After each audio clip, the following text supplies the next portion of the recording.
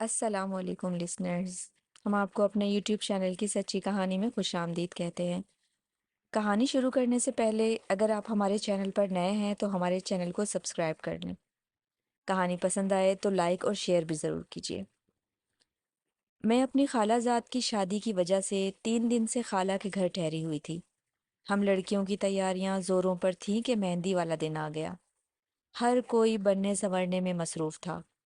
مالا جو میری سب سے بہترین کزن تھی مجھے چھیڑ رہی تھی کہ اتنے سنگار کی ضرورت نہیں، ایسا نہ ہو کہ اغوا ہو جاؤ۔ میں نے غصے سے کہا، تو اپنی خیر بنا۔ میں تو اس پر مصنوعی غصہ کر رہی تھی مگر وہ برا مان گئی اور مجھے چھوڑ کر دوسری کزن کی طرف چلی گئی۔ اس دن میں نے پیلا جوڑا پہنا ہوا تھا۔ جب ہم لڑکی والوں کے گھر مہندی لے کر جا رہے تھے تو ایک لڑکی نے مہندی کا تھال مجھے تھما دیا۔ سبھی لڑکیاں کسی نہ کسی گاڑی میں بیٹھ گئیں۔ میں تھال ہاتھ میں لیے ادھر ادھر دیکھ رہی تھی کہ مالا کے چچا کا بیٹا اپنی گاڑی ہماری طرف لے کر آ گیا۔ ہمیں جلدی میں مجبوراً اس کی گاڑی میں بیٹھنا پڑا۔ میں نے غور کیا کہ یہ تو وہی تھا جو ذرا دیر پہلے مجھے گھور گھور کر دیکھ رہا تھا اور اب بھی اپنی گاڑی کے شیشے میں سے مجھے دیکھنے کی کوشش کر رہا تھا۔ اس بات کو دوسری لڑکیوں نے بھی نوٹ کیا۔ میرا شرم کے مارے برا حال تھا۔ راستہ بھر سبھی ایک دوسرے سے باتیں کرتے ہوئے گئے تھے لیکن میں چپ تھی، جبکہ وہ بار بار کہتا تھا کہ یہاں کوئی ایسا بھی ہے جو بے زبان ہے، جسے بات کرنی بھی نہیں آتی۔ میں نے پھر بھی جواب میں کچھ نہ کہا۔ تبھی منزل آ گئی اور ہم سب گاڑی سے اتر گئے۔ جب مہندی کی رسمیں ختم ہو گئیں تو ہم لڑکیاں دولہا کے گھر میں ہی ٹھہر گئیں کیونکہ وہ بھی ہمارا کزن تھا۔ جب اس کو اس بات کا پتہ چلا کہ میں دولہا کے گھر میں ٹھہری ہوں تو وہ بھی وہیں رک گیا کیونکہ وہ خالو کا رشتہ دار تھا۔ میں بالائی منزل پر ایک کمرے میں ٹھہری تھی اور میرے کپڑوں کا بیگ وہاں ہی رکھا ہوا تھا۔ مجھ کو بہت نیند آ رہی تھی لہٰذا میں نے کپڑے تبدیل کیے۔ جب کپڑے بدل کر آئی تھی کہ اچانک اس سے ٹکراؤ ہو گیا۔ میں نے اس کی جانب دیکھا اور بس دیکھتی رہ گئی۔ سیاہ پینٹ کوٹ میں وہ بہت خوبصورت لگ رہا تھا۔ میں نے پہلی بار اس کو غور سے دیکھا تھا۔ وہ بھی حیران تھا کہ میں کیسے اس کو تکے جا رہی ہوں۔ تبھی وہ کھنکارا، مجھ کو ہوش آ گیا اور میں شرمندہ ہو کر اپنے کمرے کی جانب چل دی۔ دل زور زور سے دھڑک رہا تھا۔ بارات والے دن بھی یہی ہوا۔ ہر لڑکی چاہتی تھی کہ وہ اس سے بات کرے، اس کی طرف دیکھے، کیونکہ وہ نہایت شوخ اور دلچسپ انداز سے گفتگو کرنے والا لڑکا تھا۔ وہ سب کی نظروں میں تھا لیکن میں تو اس کے قریب جانے سے بھی ڈرتی تھی۔ میں ڈھولک بجاتی گاتی مسکراتی لڑکیوں سے دور تھی۔ اچانک وہ کمرے میں داخل ہوا اور اتنی تیزی سے گلاب کا پھول میرے بالوں میں ٹانک دیا کہ کوئی بھی اس کی اس حرکت کو نہ سمجھ سکا۔ تبھی اس نے اپنا منہ میرے کان کے قریب لا کر کہا، میں شامیر ہوں، میرا نام یاد رکھنا۔ میں سرتاپا سرخ ہو گئی اور وہ آنن فانن جیسے آیا تھا ویسے ہی چلا گیا۔ شادی کا ہنگامہ ختم ہو گیا۔ اب تو مجھے بھی چین نہیں تھا۔ ساری رات جاگ کر کاٹتی، اگر نیند آتی تو خواب میں بھی وہی نظر آتا۔ یہ سب حال میں نے اپنی سہیلی کو بھی بتایا کیونکہ اپنے دل کی ہر بات اسے بتایا کرتی تھی۔ روز و شب اس طرح گزرنے لگے لیکن اس کی یاد نہ گئی۔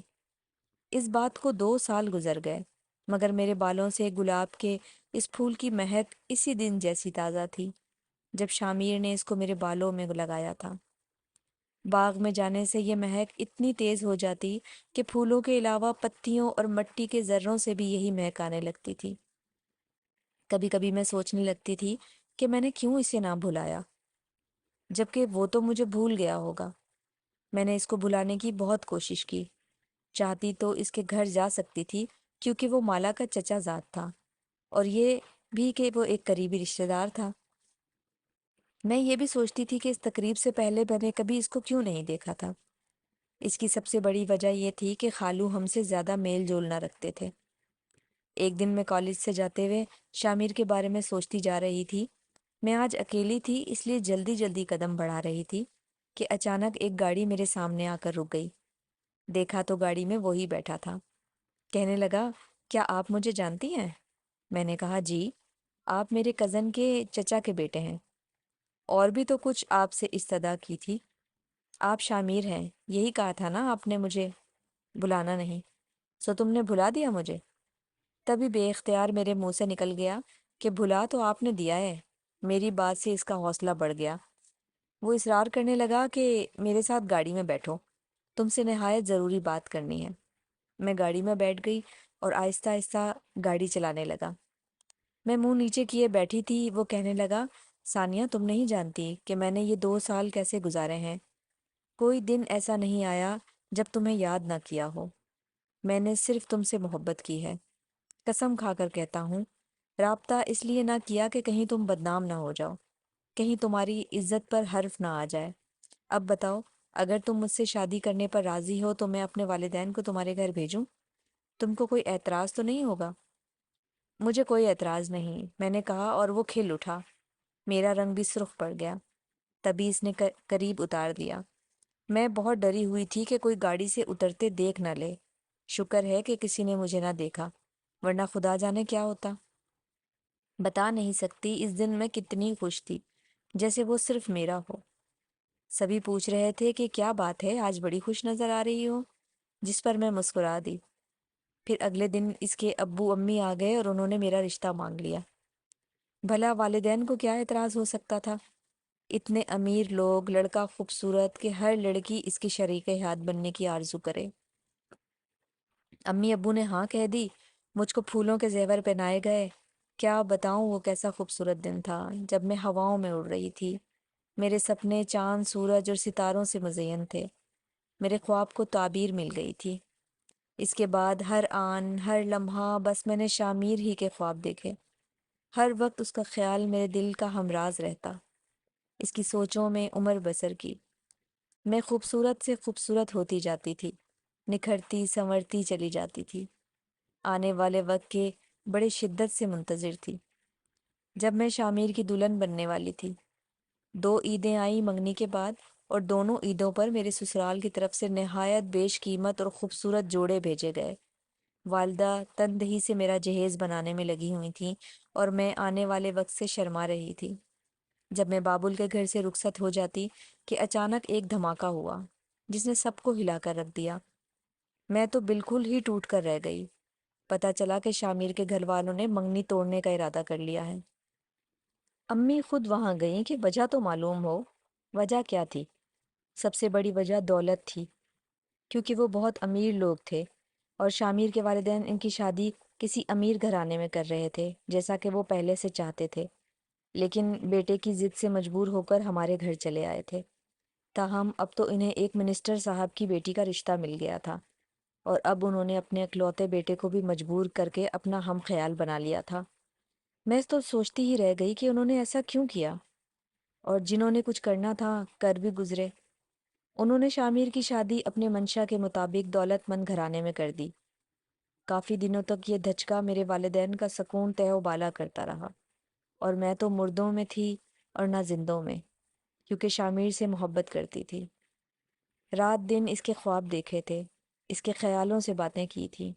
میرا کیا حال ہوا ہوگا یہ بتانے کی ضرورت نہیں۔ عرصہ دراز تک پریشان رہی۔ اس کے بعد جب وقت نے سنبھالا دیا تو میں نے ایک اسکول میں سروس کر لی۔ بچوں کو پڑھا کر اپنا وقت پاس کرتی رہی، دل بہلانے کے جتن کرتی تھی، مگر یہ ظالم بہلتا ہی نہیں تھا۔ اس دوران کئی رشتے میرے لیے آئے، مگر میرا ایمان رشتوں پر سے اٹھ چکا تھا۔ جی نہیں چاہتا تھا کہ دوبارہ کسی سے دھوکہ کھاؤں۔ میرے چھوٹے بہن بھائیوں کی بھی شادی ہو گئی اور میں والدین کے ساتھ ہی رہ گئی۔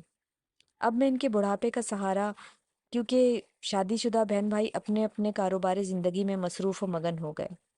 20 برس گزر گئے تھے، مگر مجھ کو اس دکھ کی شدت کبھی کم محسوس نہ ہوئی۔ یوں لگتا تھا یہ کل کی بات ہے۔ اس دکھ کی دھاک میرے دل پر جم کر رہ گئی تھی۔ جو بھی میرے چہرے کی جانب دیکھتا تھا محسوس کر لیتا تھا کہ یہ کسی گہرے صدمے سے دوچار ہوئی ہے۔ اس واقعے کے بعد پھر کبھی میں نے کسی چیز کی خواہش نہیں کی، بس ایک تمنا کے سوا کہ میں روضہ رسول پر حاضری دوں، حج کروں، اللہ کے گھر جا کر دعا مانگنے کی سعادت حاصل کروں۔ لیکن میں نہیں جا سکتی تھی۔ والدین ضعیف ہو چکے تھے، وہ سفر کی تکالیف برداشت کرنے کے قابل نہ رہے تھے۔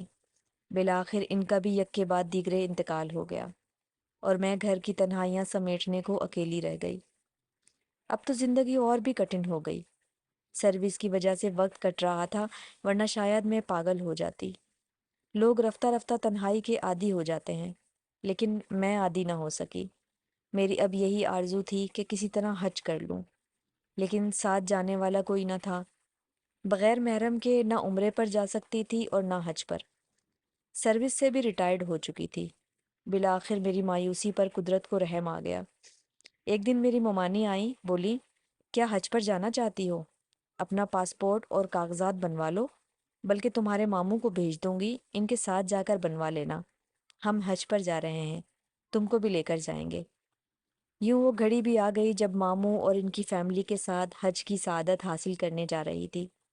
یہ کتنا خوشیوں بھرا دن تھا جب میری دیرینہ آرزو پوری ہو رہی تھی۔ شامیر سے منگنی والے دن کے بعد خوشی کا ایک اور دن دیکھنا نصیب ہوا تھا۔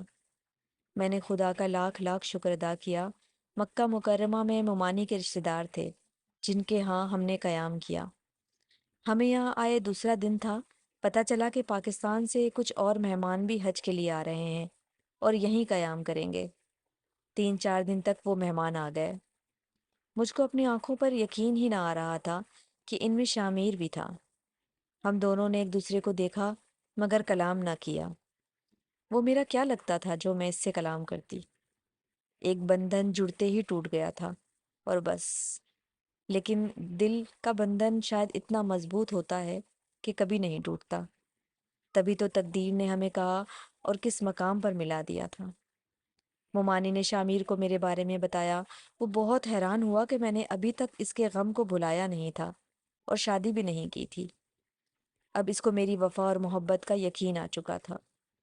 اس نے ممانی کے ذریعے مجھ کو پیغام دیا کہ اگر میں راضی ہو جاؤں تو وہ زندگی کے اس موڑ پر مجھ سے نکاح کر سکتا ہے، کیونکہ اس کی بیوی کا کچھ عرصے قبل انتقال ہو چکا تھا اور اس کو پھر سے ایک جیون ساتھی کی ضرورت تھی جو اس کے گھر اور بچوں کو سنبھال سکے اور اس کی زندگی میں ساتھی کے خلا کو پر کر سکے۔ یہ عمر ایسی نہ تھی کہ میں شادی کرتی۔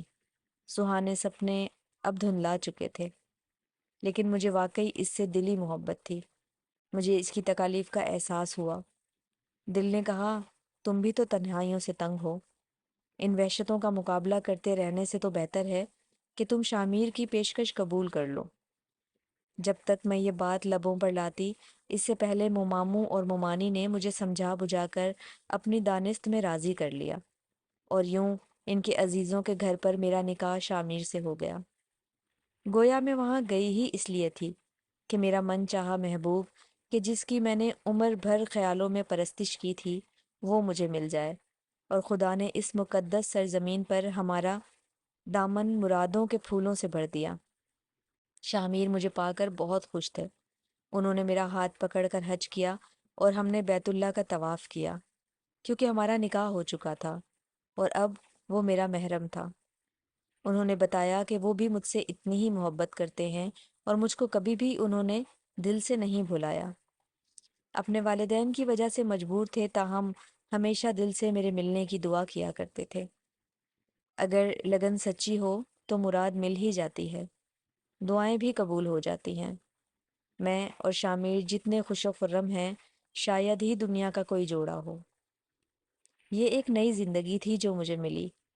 اب میں ہر سال عمرہ کرنے جاتی ہوں اور شامیر کی سلامتی کی دعائیں کرتی ہوں۔ خدا کرے میں ان کو کبھی نہ کھوؤں، اللہ ان کو سلامت رکھے۔